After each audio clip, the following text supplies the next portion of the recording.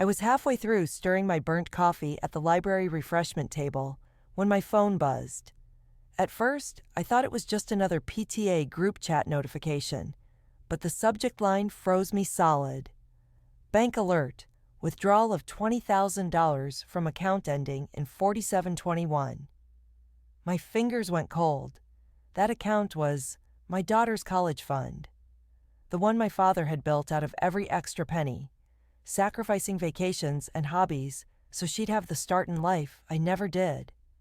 And then I saw her, sitting 2 chairs away at the long conference table, my stepmother, in her tailored navy blazer and pearls, all warmth for the crowd, clinked her water glass. "Before we begin," she chirped, loud enough for the entire school library to hear, "I just want to share that I'm so proud to be covering my niece's first semester at Brown. Family should help family, right?" She beamed around the table. I heard the murmurs ripple along the row of parents. It was the same amount. It had to be. I gripped my phone so hard my knuckles whitened. Was she really doing this? Taking from my daughter's future to buy herself an applause moment? She caught my eye and smiled like she'd just offered me a sip of champagne. That calm, smug smile that said she thought she had this entire room, and me, under control. The headmaster cleared his throat, moving on to budget discussion, but I could barely hear. A sour taste rose at the back of my throat as my phone buzzed again with a balance update notification. The remaining number wasn't enough to cover a single year's tuition. I told myself not to jump to conclusions in front of everyone. Not yet. But my hands shook as I wrote a note to myself under the table. Check permissions. How did she get in? What I didn't know then was that this bank alert was just the first of many shocks, and the next one would prove she'd been planning this for months, right under my nose. Shall I write the next chapter? I didn't even wait until I got home. I called the bank from my car while the PTA meeting was still breaking up around me. My voice wavered, trying to sound controlled. "This is the account in my name for my daughter's college. I just got an alert for a $20,000 withdrawal. Can you tell me how that even happened?" The customer service rep's tone was polite, but every sentence pressed down on me like a weight. "Yes, ma'am. The withdrawal was authorized yesterday by a cosigner. Everything matches our records." "A what?" My throat tightened. "A cosigner. We have both your name and Margaret T. listed for access. My stepmother's name. The same woman who, after my dad died, had insisted it would be easier for her to manage the paper mountain because I was young and grieving. I had resisted at first, but she had reassured me again and again. "Sweetheart, I'm just keeping it safe until you're ready to handle the logistics yourself. Your father trusted me." Now here I was, parked under a flickering street lamp, hearing that trust weaponized. The bank confirmed she'd walked into a branch in person, presented ID, and requested the funds be transferred to an account in her own name for an educational disbursement. Cutting her off wasn't simple. Margaret wasn't just my stepmother. She was the PTA treasurer at my daughter's private academy, the one who handled bookkeeping, budgets, donor dinners. She shook hands with the headmaster, was invited to sit on curriculum panels. She knew everyone. By messing with her, I'd be painting a target not just on my back, but on my daughter's. But if I did nothing, she'd drain the rest, and I'd be explaining to my child in a few short years why the college her grandfather dreamed for her was suddenly out of reach. I started the car, the heater blasting my frozen hands, and made a single promise to myself. Tomorrow, I'd quietly dig into every scrap of financial paper I had left from my father. Because if Margaret could take $20,000 this easily, what else had she already moved without me knowing? Shall I write the next chapter? The next morning, I pulled the oldest cardboard box from the top of my closet, the one I labeled in black marker after my father's funeral. Dad, personal and estate. Dust pricked my nose as I set it on the kitchen table. My daughter was still asleep upstairs. I had maybe an hour before anyone would interrupt me. But before I even opened the box, another memory surfaced. One I'd shrugged off at the time. 3 weeks ago, Margaret had accidentally taken the wrong envelope home from a PTA meeting. It had been a reimbursement check for a school fundraiser my daughter had organized.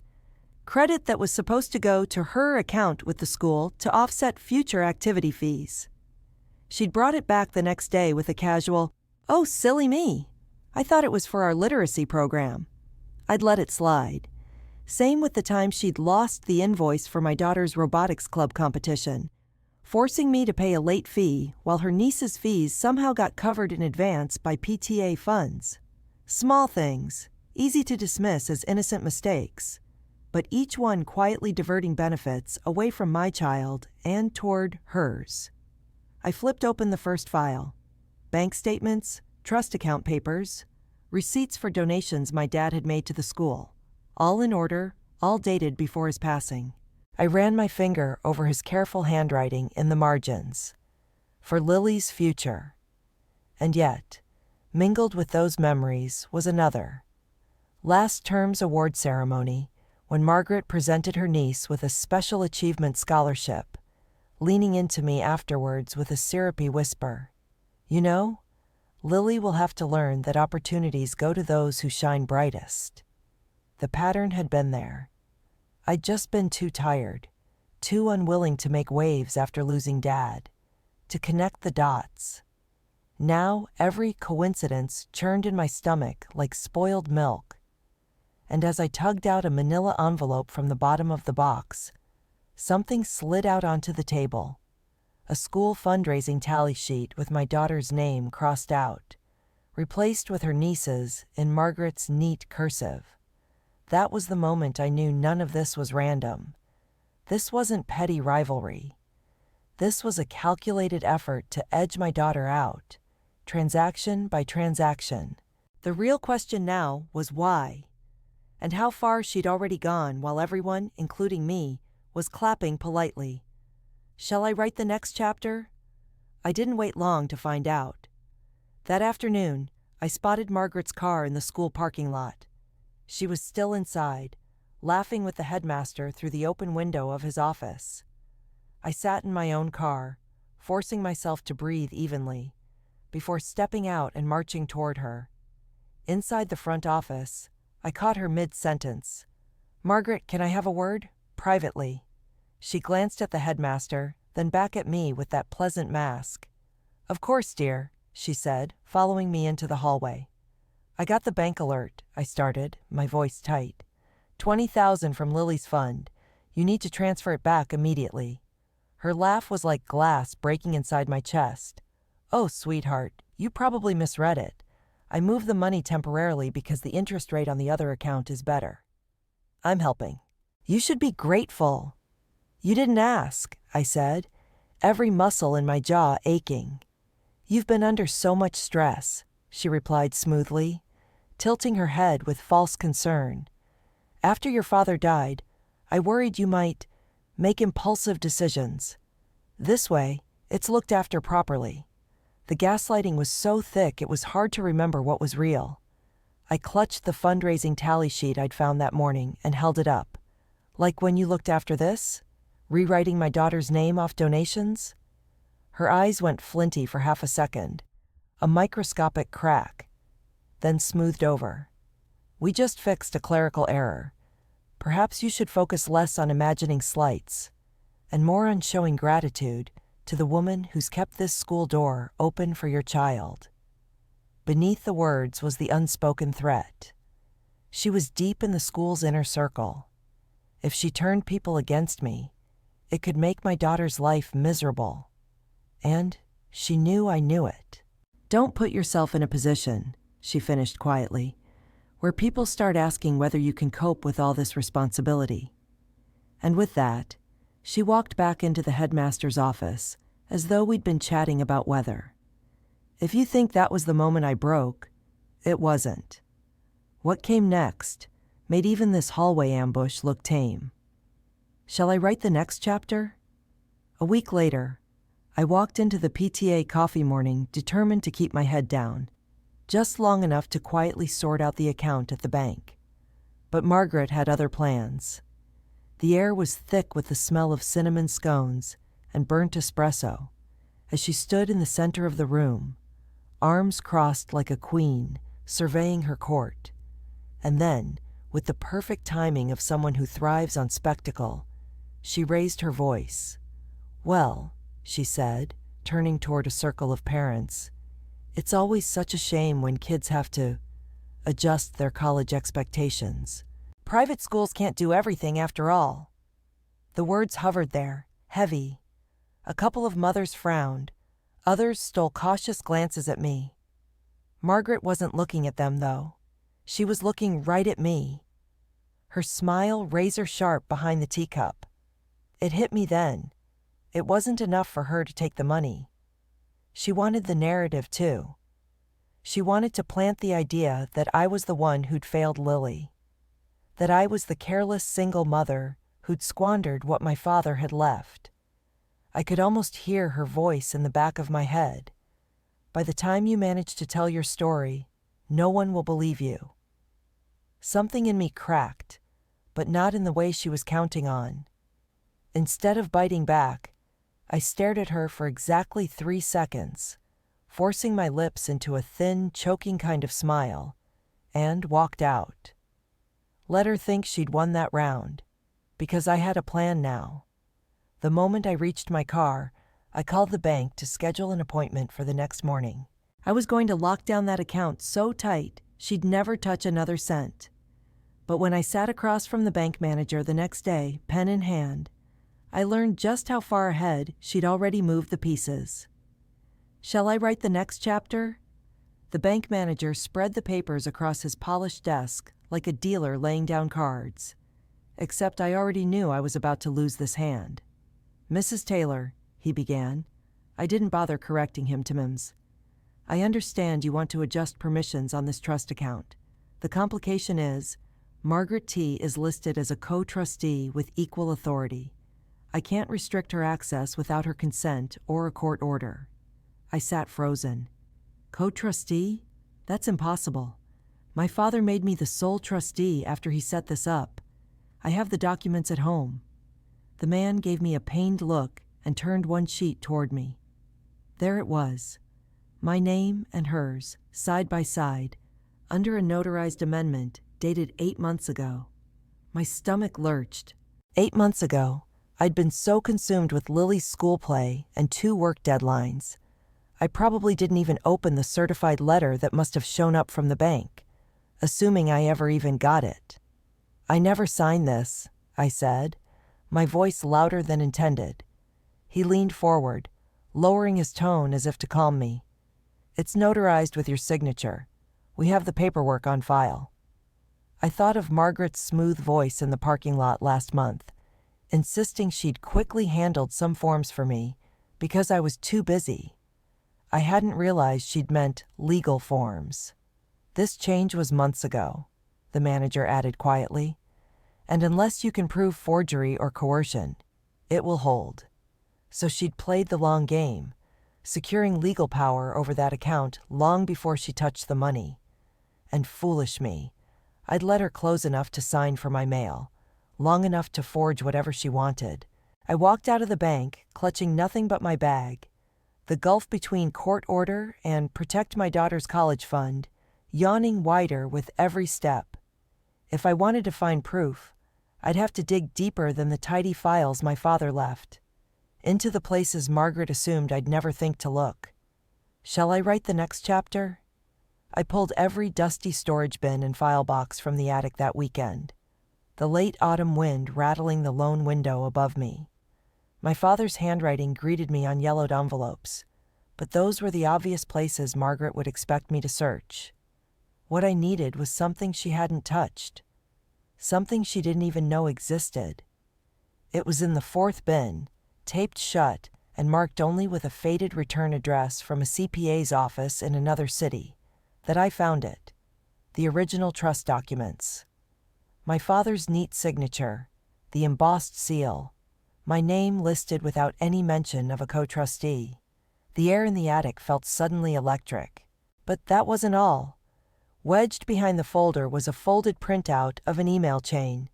The first header was from my stepmother to the bank, dated last February, in which she wrote, "Given her ongoing breakdown since her father's passing, I have been acting as her financial guardian in practice. We just need to formalize the paperwork to protect the child's educational future." There it was, her narrative, a carefully planted story painting me as unstable, incapable, in need of her stewardship. I stared at her digital signature at the bottom, chills crawling up my spine. The bank had accepted it, clearly, paired with whatever forged document she'd presented. A dull realization hit me. This wasn't just about money to her. This was about controlling the story and locking me out of my own agency. She hadn't just stolen from my daughter's fund. She'd stolen my credibility. Downstairs, I spread the originals and her email across the kitchen table. Now I had a choice. Keep this quiet until I could quietly dismantle her access, or go public and risk the ugly rumor war she'd start inside the school. But when Lily came in later, clutching a college brochure she'd been given in class, her eyes shining, I knew silence was no longer an option. I couldn't let Margaret's lie become the version everyone accepted. The real question was how to bring this all to light, and who to bring it to so the truth actually stuck. Shall I write the next chapter? By Monday morning, the decision had crystallized in my mind. I couldn't dismantle Margaret's control from the shadows, not when she'd built her power on public perception. She needed to be exposed exactly where she thrived, in the room full of people she thought she owned. The school's spring fundraiser dinner was coming up that Friday. Black tie in the gym turned reception hall, teachers mingling with donors, the PTA holding court in full view. Margaret, of course, would be front and center as treasurer, smiling her way through every thank you from the headmaster. If I showed my hand quietly to one or two trusted allies before then, I could make sure the right eyes were on her when I presented the original trust documents. But there was risk, a huge one. She'd counterattack instantly, crying about family betrayal, or doubling down on her claims about my supposed breakdown. There'd be whispers. Lily might even hear them before I got home. Still, the image of her signing over $20,000 like it was spare change, and then smirking over scones at the PTA coffee, was burned into me. I could not bear the thought of her touching another dime. So I began making calls. First to the PTA president, not exactly a friend, but someone with a low tolerance for fraud. Then to Lily's head teacher, who owed me one for volunteering at the last minute for last year's charity fair. I didn't tell them everything, just enough to ensure they'd want to witness what I had to show. By Friday evening, I'd printed multiple copies of the original trust, her forged amendment, and that poisonous email about my ongoing breakdown. They were in a neat folder in my clutch, my hand never leaving it through dinner. Margaret was radiant that night, playing her role flawlessly, kissing cheeks, laughing a little too loudly, clasping hands with donors. She had no idea the walls were about to shift around her in real time. Because the moment they introduced her for the closing, "Thank you to our treasurer," I stood up, and before anyone could clap, I stepped forward. "Before you hand her the mic," I said, my voice shaking in the suddenly too quiet room, "there's something you all need to see. Shall I write the next chapter?" All eyes turned toward me, the crystal clink of wine glasses cutting off mid-air. Margaret froze on the small stage, one manicured hand still outstretched toward the microphone. I moved to the center, my heels clicking on the polished floor, and set my folder on the edge of the podium. My heart was hammering so loud, I was sure they could hear it. "This," I said, pulling out the crisp, embossed trust document, "is the original account my father set up for Lily's education. I am the sole trustee. And this? I laid down the second page with deliberate care, the one bearing her forged co-trustee amendment, is what Margaret submitted to the bank 8 months ago, after claiming in an email. I held up the printout, her digital signature in enlarged font, that I have been suffering an ongoing breakdown and needed her as my financial guardian. The PTA president leaned forward, adjusting her glasses. The head teacher's polite smile cracked. A few parents exchanged wide-eyed looks. Others stared at Margaret as if seeing her for the first time. Margaret laughed, a brittle sound. "This is completely taken out of context." I didn't let her finish. $20,000 was withdrawn from that account last week, the same week she announced here that she's paying her niece's freshman tuition at Brown. This isn't context. This is theft. A low murmur swept across the fundraiser hall. The PTA president cleared her throat. "We're going to need to see these documents immediately." Margaret's face tightened, but the veneer was cracking. She turned toward the headmaster, eyes wide as though begging for rescue, but his arms were crossed. Even the donors she usually charmed avoided her gaze. "This isn't the place," she started again, trying to shield herself with wounded dignity. But it was too late. The room's temperature had shifted. The applause she'd expected had curdled into suspicion. And as the PTA president took the stack of papers from my hands, looking more and more grim with each page she turned, I saw it, the first real flicker of panic in Margaret's eyes. I thought that would be the victory. I didn't yet realize that exposure was only the beginning, and the real backlash was going to come for me next. Shall I write the next chapter? The fallout began before I even made it to my car. Still in the gym's dim back hallway, my phone lit up with 3 new texts from numbers I recognized as PTA group contacts. "Not cool airing family drama in public." Another, "You probably misunderstood what Margaret was doing." And the last, nastier than the others, "Jealousy isn't a good look." By morning, the whispers had calcified into a narrative, just like she'd planned. Margaret had clearly been up all night calling her people, the ones who loved her networking and generous wine donations at every event. According to them, she was a devoted stepmother who had rescued my daughter's education from my supposed disorganization. My confrontation? A breakdown. My documents? Fabrications.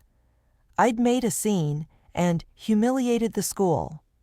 The PTA treasurer's role was officially under review, but Margaret countered with a resignation letter that painted her as the martyr stepping down to end unnecessary distraction and discord. She didn't need the title anymore. She had already seeded the idea that I was unstable. The school phones might as well have been wired directly to her living room. Suddenly, Lily wasn't invited to study group at her best friend's house. I'd get polite, clipped responses from parents who, a week ago, had been easy and chatty over coffee. At drop-off, the air was thick with the kind of pity that's worse than open hostility. The only bright spot was the email from the bank. They had frozen the account pending investigation. It was something. But it didn't erase the fact that socially, Margaret had managed a partial win. She'd lost her treasurer role, but I was the one left cleaning up the mess of her smear campaign. One night, sitting at the kitchen table while Lily pretended to do homework upstairs, I looked over the frozen account paperwork and realized my next move would determine everything. If I pursued legal action, the social divisions might harden for good. But if I didn't, Margaret might eventually find a way back in. And I knew exactly which choice my father would have expected me to make. Shall I write the next chapter? 2 weeks later, with my nerves wound tight enough to slice paper, I sat across from my newly hired attorney in his cramped office. "If we go after her," he warned, "she's going to fight like hell. She's going to drag your name, maybe even try to involve your daughter. You need to be ready." I was ready. Or at least, I was too far past humiliated to turn back now. We filed the petition to remove Margaret as co-trustee formally. citing the original trust documents, the forged amendment, and her email to the bank claiming she was my guardian. The bank's investigation dovetailed into ours, providing an affidavit from the branch staff that she had presented herself as acting in my stead due to documented mental health issues. There were no such documents, of course, because it was a lie. But lies, in the right wrapping, can look uncomfortably like truths to institutions. Meanwhile, Margaret's strategy shifted. She stopped confronting me directly and started painting herself as the peacemaker in public. She sent Lily a birthday gift from Grandma Margaret, an expensive art set, with a handwritten card about hoping we can rebuild bridges. It made my stomach turn. Some of the very people who had iced me out began to approach, awkwardly, in the school parking lot. "Margaret's going through so much too," one mother murmured. "Maybe this is just a misunderstanding?" I bit back the urge to shove the file of forged signatures into her hands right there. The court date was set for early June. Lily's exams fell the same week. The overlap wasn't lost on me, Margaret's perfect timing to create maximum stress.